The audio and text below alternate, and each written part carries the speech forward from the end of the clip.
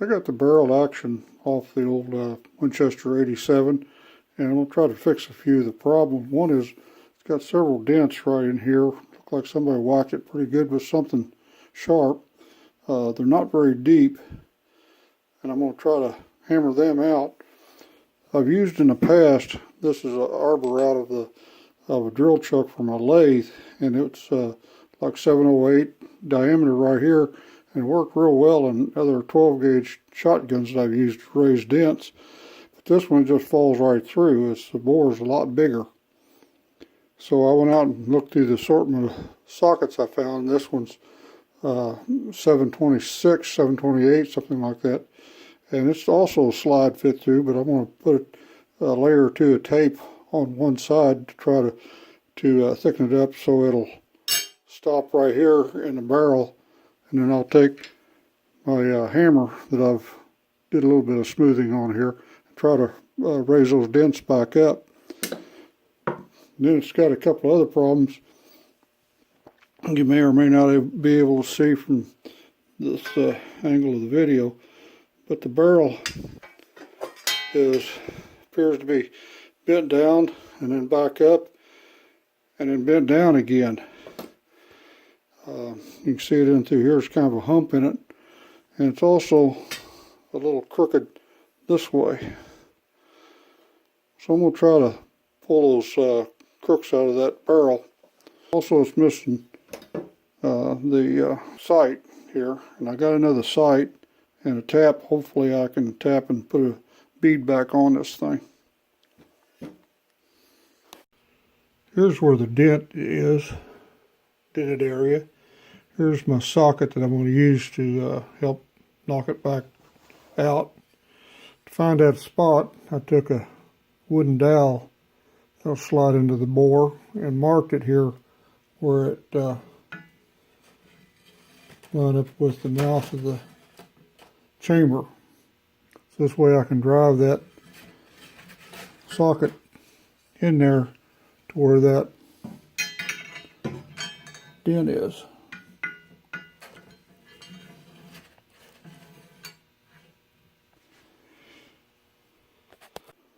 Try to show you what happened here. I got 2 layers of tape on there and it slid easy up to this point.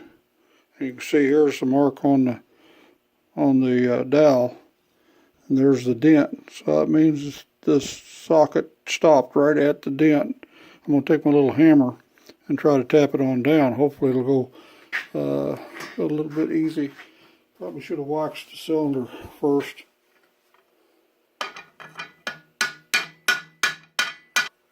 Now that's about up to the mark. You can hear it's tight. I usually don't want to try to do this around the camera because it's difficult. Wind up dropping things. Probably should be in a nice tight vise. I'll try it like this.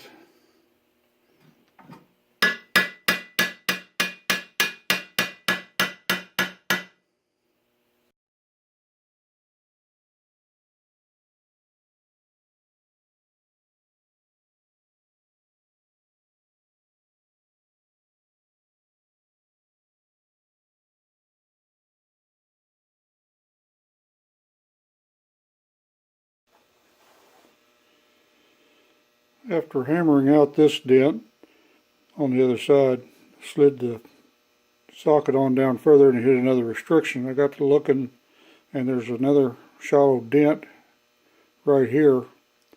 And so again, I laid out the socket and set a mark here where the chamber is, and I'll push it back down to that point and see if I can tap that one out. It's very slight, but while I'm here I might as well do it. Now, I'm not a professional trained gunsmith, and I've never even actually seen this done, but I've done it myself several times, and I just kind of figured it out. So don't try this at home. Basically what I've got is a V-block here supporting this end. This is the point of the bend, and this end is loosely clamped here just to hold it steady. And this is a nice heavy bench here. And I've just got a carpenter clamp here, and I can deflect that barrel. This block is also contoured to the barrel shape. These blocks were made for a double barrel that had about a 1/2 inch of bow in the barrel that I eventually got out without breaking it, I think. And tighten this up, and you may or may not be able to see. That's an old stiff barrel. I can look under it and see that it's bowed that. But now a lot of that will spring back out, I'm afraid. What you have to do is go over mount and just keep checking it. Now the socket will slide smoothly all the way to about 1.5 inches. Right there is hitting the socket. That's probably where it's hitting the choke. So I'm going to call that good. I'll go in. The bore is kind of rough, like you'd expect one to be 130, 40 years old. Black powder. I'll go in and hone it a little bit, but I think it's serviceable. Having hit the point of diminishing returns on straightening and getting the dents out of the barrel, I decided I'd better move on to getting the front bead put on. I put some thought into how I was going to hold this bead to put it in place.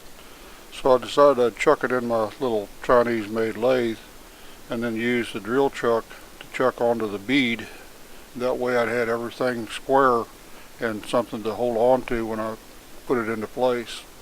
I picked up 4 beads at a gun show and I didn't have any real clue to what size thread it was, but I finally made a determination that they were 356.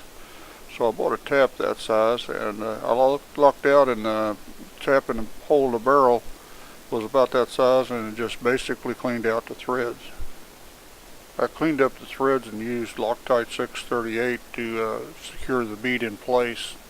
The bead stuck through about 1/16 of an inch, so I took a die maker's file and filed it off. And while I was there, I took a big old mill bastard file and cleaned up the end of the muzzle.